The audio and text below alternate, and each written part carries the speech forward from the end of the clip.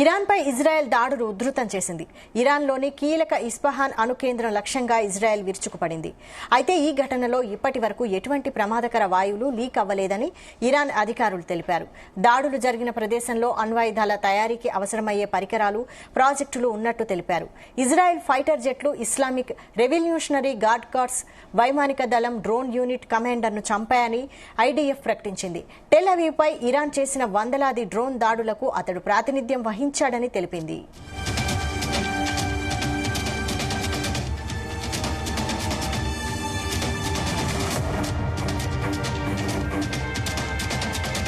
Tehran సహా ఇరాన్లోని ఇతర ప్రాంతాల్లోని పలు లక్ష్యాలపై ఇజ్రాయెల్ యుద్ధ విమానాలతో విరుచుకుపడింది. పశ్చిమ ఇరాన్లోని బాలిస్టిక్ క్షిపణుల తయారీ కేంద్రాలపైన 25 యుద్ధ విమానాలతో దాడులు చేయడంతో తీవ్ర నష్టం వాటిల్లింది. కాస్పియన్ సముద్రం సమీపంలోని రాస్త్ నగరంపైన టెల్ అవీవ్ బాంబులతో విరుచుకుపడింది. దీనికి ప్రతిగా ఇరాన్ చేస్తున్న దాడుల్లో గోలన్ హైట్స్లోని అనేక ప్రాంతాల్లో సైరన్లు మోగుతున్నాయి. ఇరాన్ ప్రయోగించిన అనేక డ్రోన్లను జనావాసాలు లేని ప్రాంతాల్లో కూల్చివేయడంతో ప్రజలకు ఎటువంటి హాని జరగలేదని ఇజ్రాయెల్ తెలిపింది.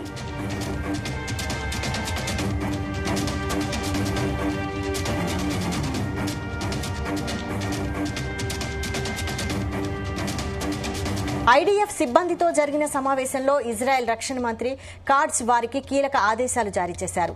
ఇరాన్ పాలనను అస్థిరపరచడానికి దాడులను మరింత తీవ్రతరం చేయాలని సూచించారు. ఇరాన్ ప్రభుత్వ కేంద్రాలు, సంస్థలు, మౌలిక సదుపాయాలు, ఆస్తులను లక్ష్యంగా చేసుకోవాలన్నారు. టెహ్రాన్లోని శక్తివంతమైన బాసిజ్, ఇస్లామిక్ రెవల్యూషనరీ గార్డ్ కార్ప్స్ వంటి కేంద్రాలను ధ్వంసం చేయాలని సూచించారు.